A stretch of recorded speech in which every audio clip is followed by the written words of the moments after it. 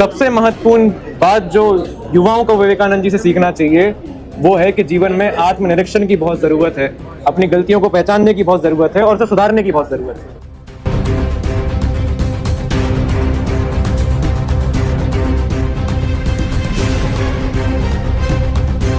उनसे ज़्यादा विनम्र इतिहास में कोई नहीं हो सकता है, उनसे ज़्यादा ज्ञानी कोई नहीं हो सकता है, उनसे ज़्यादा बुद्धिमान कोई नहीं हो सकता है, उनसे ज़्यादा विद्वान कोई नहीं हो सकता है।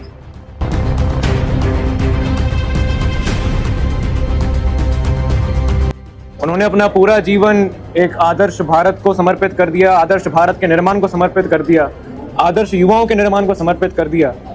तो उनका व्यक्तित्व इतना बड़ा है कि उसको कुछ शब्दों में आप एक्सप्रेस नहीं कर सकते, उसके बारे में बता नहीं सकते। उनके चरित्र की व्याख्या बहुत लंबी है।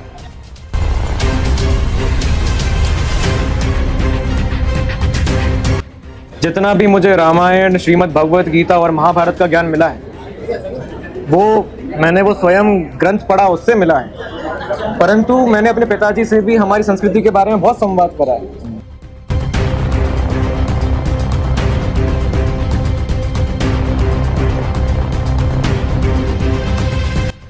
और निश्चित सी बात है कि उनको भारतीय जनता पार्टी में और एक सामाजिक जीवन में और राजनीति में 44 साल यानी 44 ईयर्स हो गए हैं।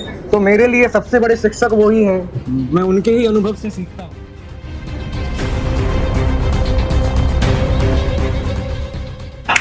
कोई भी भाषण होने वाला होता है तो मैं पिताजी से बात करता हूँ कि इस विषय पे मुझे क्या बोलना चाहिए, और जो मुझे उस विषय पे बोलना ठीक लगता है वो भी मैं उन्हें बताता हूँ कि ये बोलना ठीक होगा, और वो उसका अप्रूवल देते हैं। और मुख्य कार्य जो हम लोग करते हैं, पापा जी और मैं संवाद करते हैं। संवाद के माध्यम से और मंथन के माध्यम से अमृत निकलता है। तो उस अमृत को मैं अपने भाषण में डाल देता हूँ, रख देता हूँ, और बात सिद्ध हो जाती है, सभी को समझ में आ जाती है।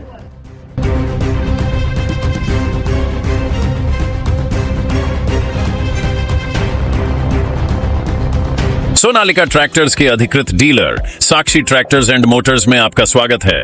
वीरेंद्र पूनम पटेल के नेतृत्व में हमारा शोरूम आपको दे रहा है सबसे बेहतरीन सोनालिका ट्रैक्टर्स की पूरी रेंज, वो भी एक ही दाम पर। कहते हैं कि मैं उस माटी का वृक्ष नहीं जिसको नदियों ने सींचा है, बंजर माटी में पलकर मैंने मृत्यु से जीवन खींचा है।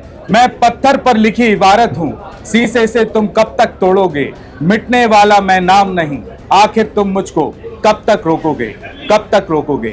नमस्कार, मैं हूं आपके साथ में भूपेंद्र सिंह और आप रिपब्लिक सागर मीडिया के साथ में हैं। इस वक्त हमारे साथ में मध्य प्रदेश शासन के पूर्व गृह मंत्री के सुपुत्र, भारतीय जनता पार्टी के युवा नेता माननीय अविराज सिंह जी हैं। सर, बहुत बहुत स्वागत है आपका हमारे इस चैनल में। आपका बहुत बहुत धन्यवाद, आपने मुझे आपसे संवाद करने का मौका दिया, और इसी के साथ आप हमारे कार्यक्रम में भी उपस्थित हुए, जो राजनीतिक कार्यक्रम नहीं है, तो उसके लिए भी धन्यवाद देता हूँ। आज सुर्खी विधानसभा क्षेत्र के सागौनी में क्रिकेट टूर्नामेंट रखा हुआ है, लेकिन उससे पहले हम बात करना चाहेंगे कि आज स्वामी विवेकानंद जी की जयंती है।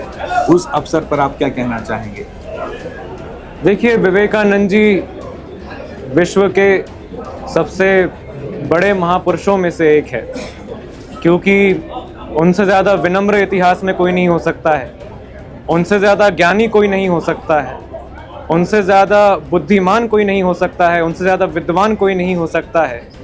उन्होंने अपना पूरा जीवन एक आदर्श भारत को समर्पित कर दिया, आदर्श भारत के निर्माण को समर्पित कर दिया, आदर्श युवाओं के निर्माण को समर्पित कर दिया।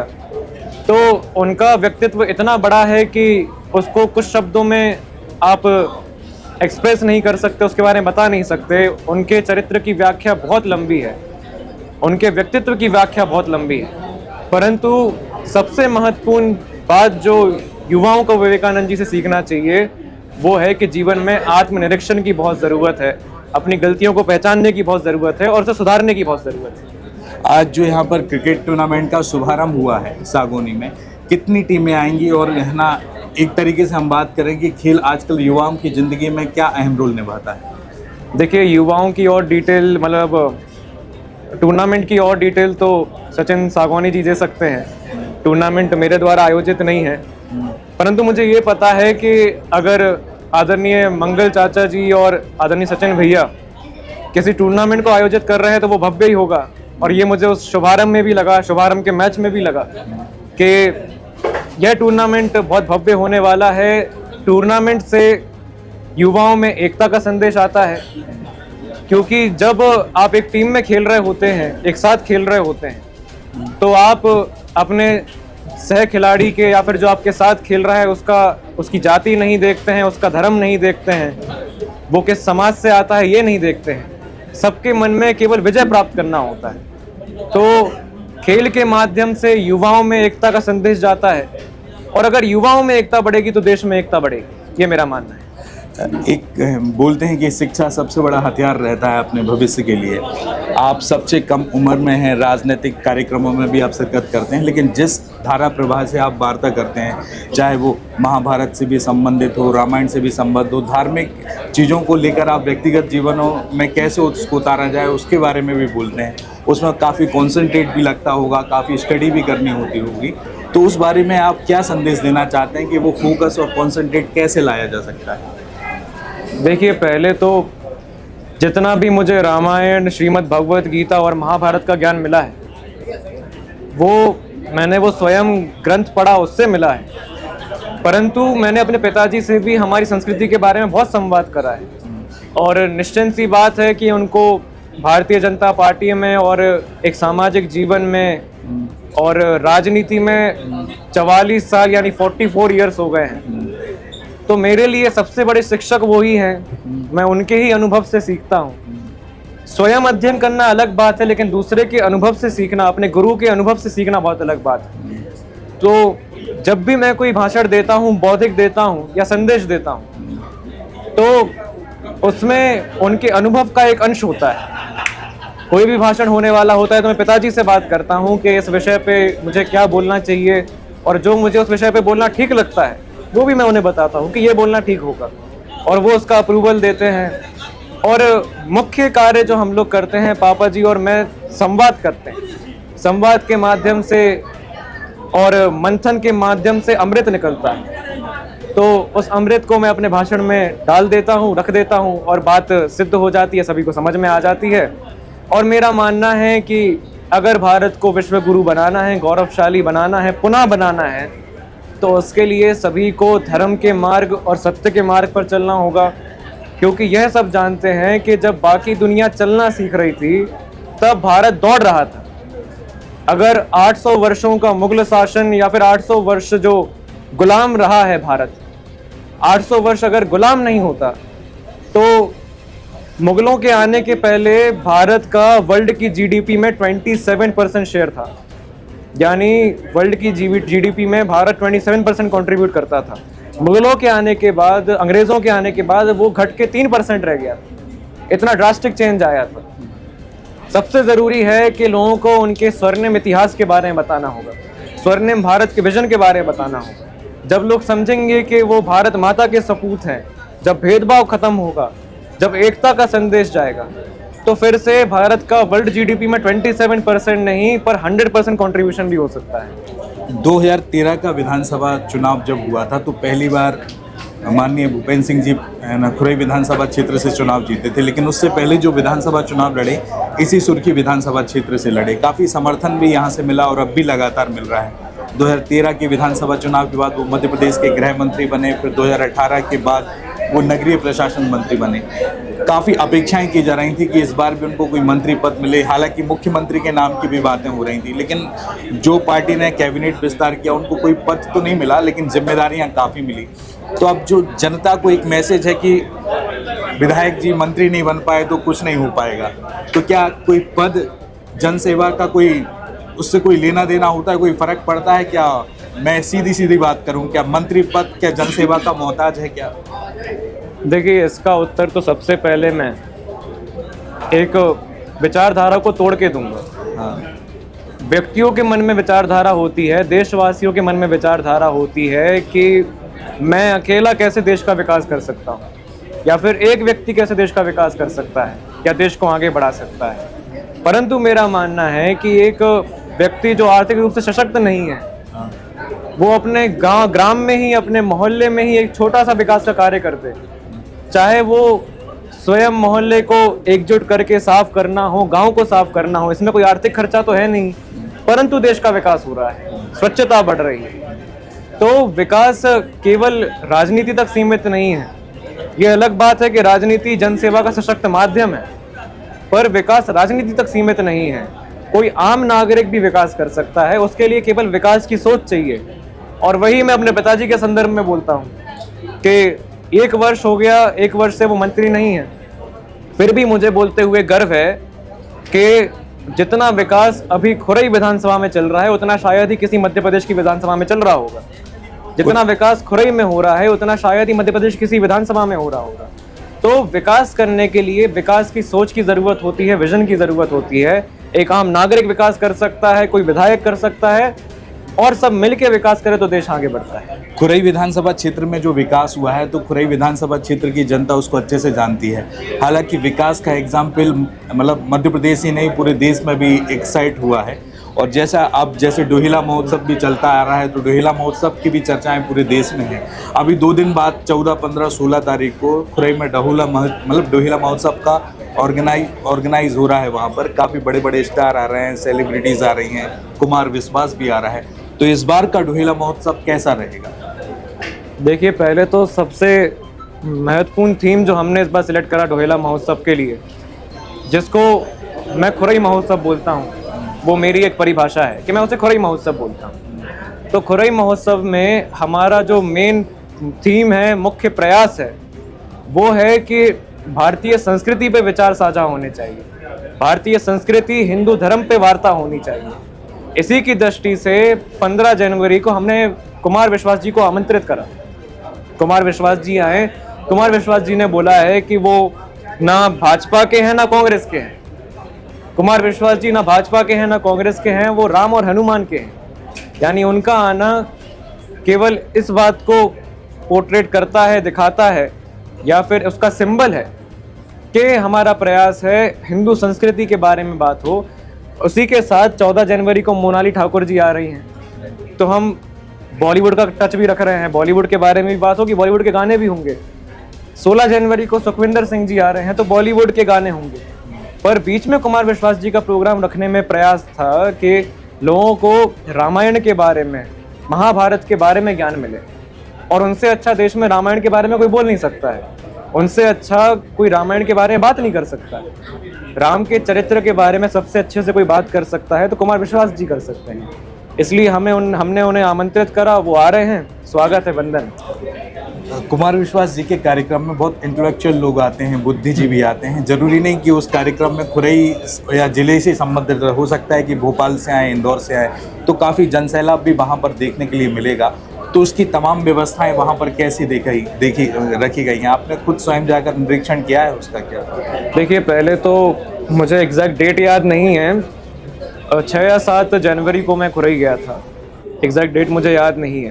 तो प्रारंभिक मीटिंग मैंने रखी थी, वहाँ पर सभी ऑफिसर्स उपस्थित थे, पुलिस के ऑफिसर्स थे, म्यूनिसिपल कॉरपोरेशन के ऑफिसर्स थे, नगर पालिका के ऑफिसर्स थे, और उसी के साथ जनता भी थी, कार्यकर्ता भी थे भारतीय जनता पार्टी के।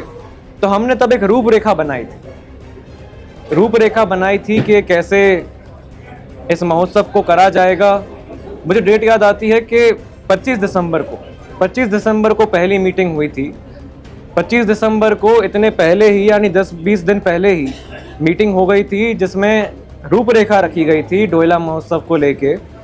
और उसके बाद हमारा प्रयास रहा है कि निरंतर कोई ना कोई जो हमारे परिवार के हैं वो जाएं, जगह का निरीक्षण करें, जगह को देखें। और इसी के साथ अब प्रिपरेशन अंतिम स्टेज में है, क्योंकि परसों से डोहिला शुरू ही हो रहा है, खुरई महोत्सव शुरू हो रहा है। प्रिपरेशन अंतिम स्टेज में है। इस बार एक नई चीज़ हमने ऐड करी है कि जो आर्टिस्ट का रैंप होगा वो पब्लिक तक जाएगा। यानी आर्टिस्ट के जो रैंप है उसको हमने आगे बढ़ा दिया है। तो अब पब्लिक को एक ये एक्सपीरियंस होगा कि हमारे बीच में हमारा आर्टिस्ट परफॉर्म कर रहा है, बीच में आर्टिस्ट खड़ा है, परफॉर्म कर रहा है। तो एक नई चीज़ हमने ऐड करी है। मैं कुछ ना कुछ बाहर के कॉन्सर्ट से इंस्पिरेशन लेता रहता हूँ, और इसी की वजह से ही खुरई महोत्सव की एक अलग परिभाषा है, पहचान है। पिछली बार जब महोत्सव हुआ था वहाँ पर, तो एंट्रेंस और एग्जिट गेट में काफ़ी परेशानियाँ देखने के लिए मिली थी कि प्रॉपर तरीके से एग्जीक्यूशन नहीं हो पा रहा था आने जाने के लिए। तो उसकी व्यवस्था, देखिए, इस बार पुलिस पर्सनल की जो पोस्टिंग है वो बढ़ा दी गई है, और हमारे जो कार्यकर्ता हैं भारतीय जनता पार्टी के, अनुशासित कार्यकर्ता हैं तो वो सभी वहाँ पर गेट पर उपस्थित रहेंगे। कार्यकर्ताओं का भी प्रयास रहेगा कि कहीं कोई अनुशासनहीनता ना हो और इनडिसिप्लिन ना हो। तो कार्यकर्ता भी ड्यूटी पर है, उस महोत्सव को भव्य बनाने के लिए प्रयास कर रहे हैं और सरकार भी प्रयास कर रही है। तो जब पार्टी और सरकार मिलकर प्रयास करती है तो निश्चित रूप से एक भव्य डोहिला महोत्सव होगा। अंत में चैनल के माध्यम से जनता को कोई संदेश देना चाहेंगे आप? देखिए, जनता के लिए मेरा केवल एक ही संदेश है, जैसा मैंने पहले बताया कि विकास कोई भी व्यक्ति कर सकता है। अपने घर के सामने सफाई करना या फिर अपने मोहल्ले को एकजुट करके मोहल्ला साफ करना, ग्राम साफ करना भी विकास है। कोई भी कार्य जिससे दूसरे का जीवन सुधर रहा है, किसी और व्यक्ति को लाभ हो रहा है, वो विकास है। तो जरूरी नहीं कि आप विकास के माध्यम को चुने, केवल राजनीति को। और अब मैं आपके माध्यम से जनता को संदेश दे रहा हूं कि देश में जन सेवा के दो सबसे अच्छे माध्यम हैं। एक माध्यम में तो मैं भी प्रयासरत हूं, मैं भी उस माध्यम से जुड़ा हूं। पहला माध्यम है कि सभी व्यक्तियों को, देशवासियों को राष्ट्रीय स्वयंसेवक संघ से जुड़ना चाहिए, क्योंकि राष्ट्रीय स्वयंसेवक संघ जो विचारधारा हमें सिखाता है, जो अनुशासन सिखाता है और सबको अपनाने की भावना सिखाता है, सबको अपनाने का दर्शन हिंदुत्व है, यह हमें सिखाता है। तो जब संघ के माध्यम से, आरएसएस के माध्यम से हर व्यक्ति एक दूसरे को अपनाना सीखेगा, एकता सीखेगा, तो देश का विकास होगा। और दूसरा माध्यम सेना है, हमारे देश की सेना, इंडियन नेशनल आर्मी, उसका एक माध्यम है। तो सेना और संघ के माध्यम से विकास हो सकता है, देश की सेवा हो सकती है और कोई भी व्यक्ति 2-4 लोगों को इकट्ठा करके भी देश में विकास कर सकता है। बहुत बहुत धन्यवाद सर चैनल के साथ धन्यवाद जुड़ने के लिए। जैसा कि आपने देखा कि अभी हमारे साथ में थे मध्य प्रदेश शासन के पूर्व गृह मंत्री के सुपुत्र, भारतीय जनता पार्टी के युवा नेता अभिराज सिंह जी। आज ये सागर जिले की सुर्खी विधानसभा क्षेत्र के सागौनी में यहाँ पर क्रिकेट टूर्नामेंट का शुभारंभ करने के लिए आए हैं और कुछ ही समय बाद खुरई विधानसभा क्षेत्र में डोहिला महोत्सव भी शुरू होने वाला है, जो कि मध्य प्रदेश ही नहीं बल्कि पूरे देश में चर्चाओं का विषय बना रहेगा, क्योंकि इसमें बड़े बड़े सेलिब्रिटीज इस डोहिला महोत्सव में आएंगे। इसमें कुमार विश्वास का भी नाम शामिल है, जिनका कार्यक्रम 15 जनवरी को होगा। अब देखना यह होगा कि आने वाले समय में डोहिला महोत्सव क्या रूप लेगा। फिलहाल इस एपिसोड में इतना ही। मैं भूपेंद्र सिंह, रिपब्लिक सागर मीडिया की ओर से आप सभी से विदा लेता हूं। जय हिंद, जय भारत। सोनालिका ट्रैक्टर्स के अधिकृत dealer Sakshi tractors and Motors में आपका स्वागत है। वीरेंद्र पूनम पटेल के नेतृत्व में हमारा शोरूम आपको दे रहा है सबसे बेहतरीन सोनालिका ट्रैक्टर्स की पूरी रेंज, वो भी एक ही दाम पर। क्योंकि अब ट्रैक्टर खरीदना हुआ और भी आसान। आधार कार्ड लाओ और ट्रैक्टर ले जाओ। हमारे दमदार ट्रैक्टर मॉडल्स में हमारी DI series, GT series, Sikandar series, tiger series और वर्ल्ड ट्रैक सीरीज में विभिन्न मॉडल्स उपलब्ध हैं, जो हैं मजबूत एवं टिकाऊ और आपके खेतों का असली हीरो। यानी एक ही दाम के साथ भारी भरकम कामों के लिए सबसे भरोसेमंद साथी। हमारे यहाँ फिक्स रेट की गारंटी है। हर ट्रैक्टर एक ही दाम पर ही उपलब्ध है, इसमें कोई छिपा हुआ शुल्क नहीं, जो देख रहे हैं वही मिलेगा। साथ ही आसान फाइनेंसिंग सुविधा, क्योंकि अब ट्रैक्टर खरीदना हुआ बेहद आसान। आधार कार्ड लाओ और ट्रैक्टर ले जाओ। फाइनेंसिंग की सरल प्रक्रिया, जिससे आपके सपनों का ट्रैक्टर जल्द आपके पास हो। तो फिर देर किस बात की है? आज ही आएं और अपने खेत के लिए सबसे बेहतरीन सोनालिका ट्रैक्टर को चुनें, फिक्स रेट और आसान फाइनेंसिंग सुविधा के साथ। आधार कार्ड लाओ और ट्रैक्टर ले जाओ। प्रोपराइटर वीरेंद्र पूनम पटेल की देखरेख में साक्षी ट्रैक्टर्स एंड मोटर्स ने अपनी उत्कृष्ट सेवा और भरोसे से किसानों का दिल जीता है। ऑथोराइज्ड सर्विस सेंटर के साथ हम आपके ट्रैक्टर की लंबी उम्र और बेहतर प्रदर्शन की गारंटी देते हैं। हमारा पता है साक्षी ट्रैक्टर्स एंड मोटर्स, कृषि मंडी के आगे, खुरई रोड, सागर, मध्य प्रदेश। रिपब्लिक सागर मीडिया को सब्सक्राइब अवश्य करें और आप हमारी आने वाली सभी वीडियो को देखना चाहते हैं तो आपको उसके लिए घंटी जरूर दबानी पड़ेगी, ताकि आपको सभी वीडियो की नोटिफिकेशन समय समय पर मिलती रहे। रिपब्लिक सागर मीडिया पर जो भी वीडियो आएगा वह सच की कसौटी पर कसकर ही आएगा।